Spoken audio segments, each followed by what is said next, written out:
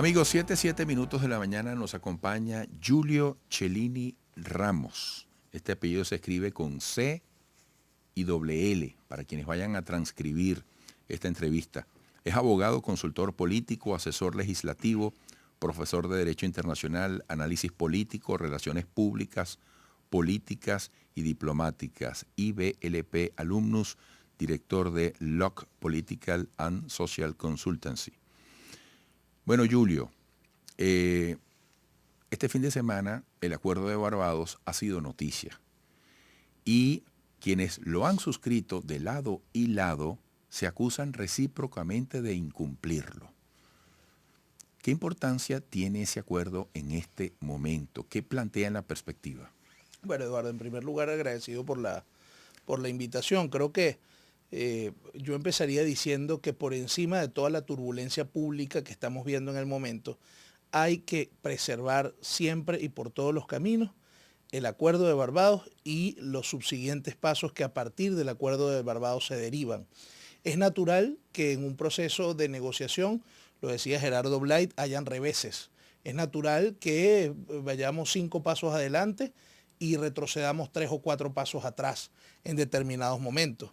Por supuesto que la urgencia por la cercanía de la elección presidencial nos obliga como sociedad a procurar que el Acuerdo de Barbados no solamente de alguna forma se blinde, sino que efectivamente surja o surta, mejor dicho, pues, cuestiones materiales que desde el punto de vista electoral que el país está esperando, ¿no? Resultados materiales. Las partes se acusan de que el Acuerdo de Barbados ha sido violado. En el caso particular de la oposición, el doctor Blight dio una declaración el sábado, creo que bastante pues clara y bastante detallada, de en cuáles puntos ha violado el gobierno el Acuerdo de Barbados o en cuáles otros, de alguna forma, ambas partes se encuentran rezagadas, como lo es, por ejemplo, el nombramiento de una comisión tan importante como lo es los que están llamados a examinar el cumplimiento progresivo de estos acuerdos y no ha sido posible que las partes se pongan de acuerdo en torno a unos nombres de común acuerdo para que sean quienes evalúen en compañía pues de la comunidad internacional y de los acompañantes del proceso, los pasos que se han venido cumpliendo o incumpliendo del acuerdo.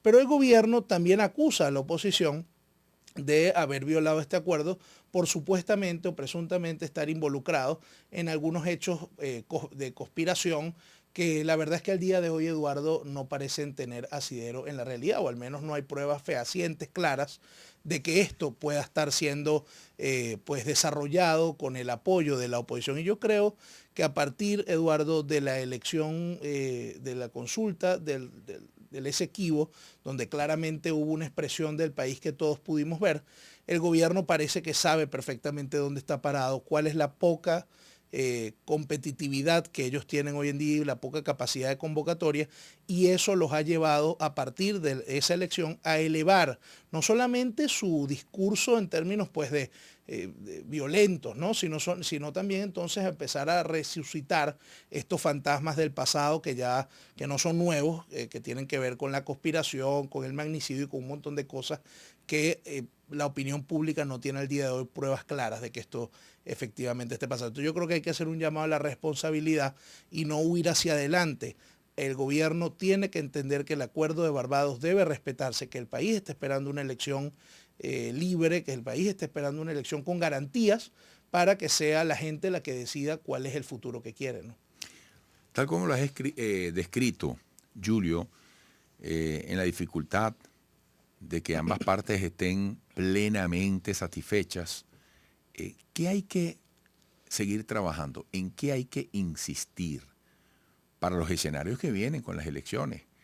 Escenarios además donde pareciera que todo no va a depender solamente de lo que decida gobierno y oposición como parte de este esfuerzo en Barbados o donde sea, sino que también desde la comunidad internacional también habrá que observar qué tipo de posiciones y qué tipo de decisiones vienen, ¿no? Mira, aquí lo que hay que tener, Eduardo, es una gran conciencia del momento que el país Porque está al sol de viviendo. hoy, perdón, se mantiene el Acuerdo de Barbados. Sí, Nicolás Maduro decía, está en terapia intensiva, sí, está a hay punto de mucha gente, morir. sí, pero hay mucha gente que de terapia intensiva sale sale bien. Y los que somos católicos también creemos en la resurrección de los muertos. Así que aun cuando pase lo que pase, como decía Blay, el acuerdo de Barbados es el documento político electoral más importante de los últimos tiempos. Dos partes en conflicto se ponen de acuerdo en torno a la necesidad de procurar garantías electorales en un país en el cual durante años se ha concluido que que las garantías electorales no gozan de la integridad para ser reconocidas como procesos realmente competitivos y procesos que pueden ser catalogados como una elección libre, naturalmente. Entonces, bueno, nos hemos tenido que poner de acuerdo como sociedad y como partidos políticos en torno a la necesidad de acordar determinadas garantías para el proceso electoral del 2024. Recordemos que venimos, Eduardo, de una elección hace 6 años que una parte importante del país desconoció, a mi juicio erróneamente, pero eso produjo una serie de derivaciones que obviamente no han sido buenas para el país, que obviamente complicaron las cosas a nivel interno y a nivel internacional. Y creo que lo que tienen que tener las partes en este momento es conciencia de que no podemos ir caminando hacia un escenario igual.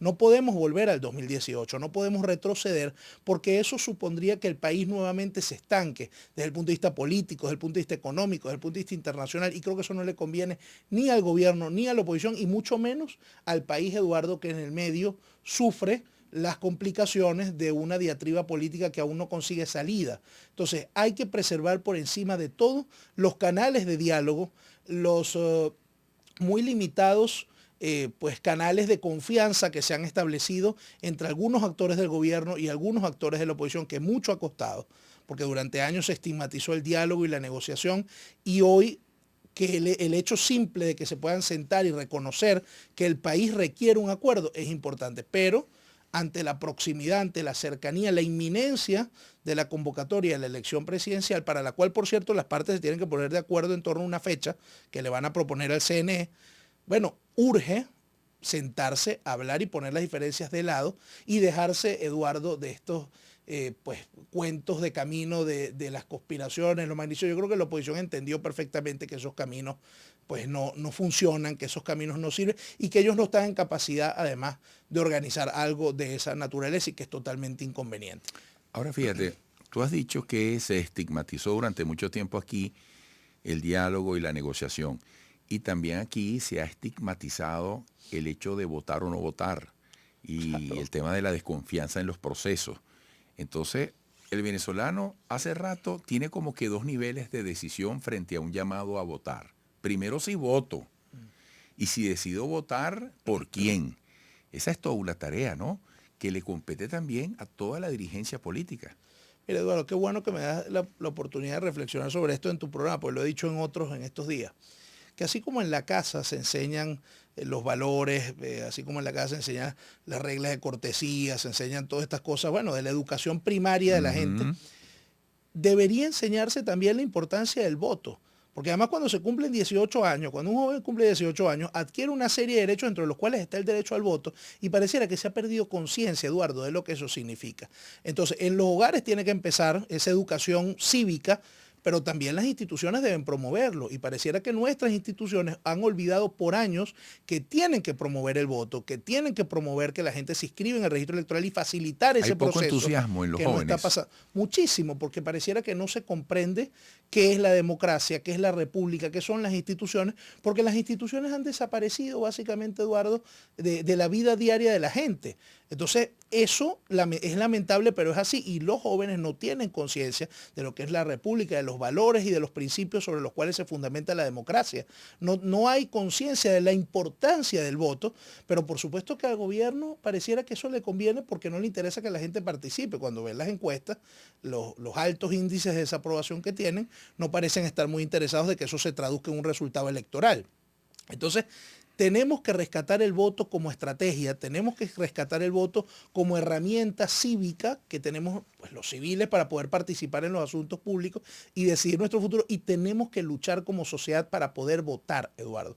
Y para poder votar y elegir en el proceso electoral presidencial que está convocado para el 2024, tenemos que lograr que las partes en conflicto político se pongan de acuerdo y logren que el acuerdo de Barbados se materialice y esto pues será una elección competitiva donde la oposición pueda participar y donde el gobierno respete todas las plenas garantías de la oposición política de poder participar y escoger, y finalmente se respete el resultado que los venezolanos decidan.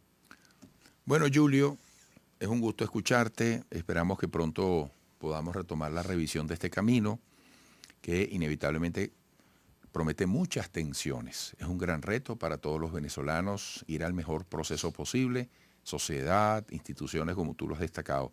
Un fuerte abrazo, hasta pronto. Gracias, Eduardo, siempre un placer estar contigo. Julio Cellini Ramos, abogado, consultor político, asesor legislativo, profesor de Derecho Internacional, Análisis Político, Relaciones Públicas, Políticas y Diplomáticas, IBLP Alumnus, director LOC Political and Social Consultancy. Volveremos.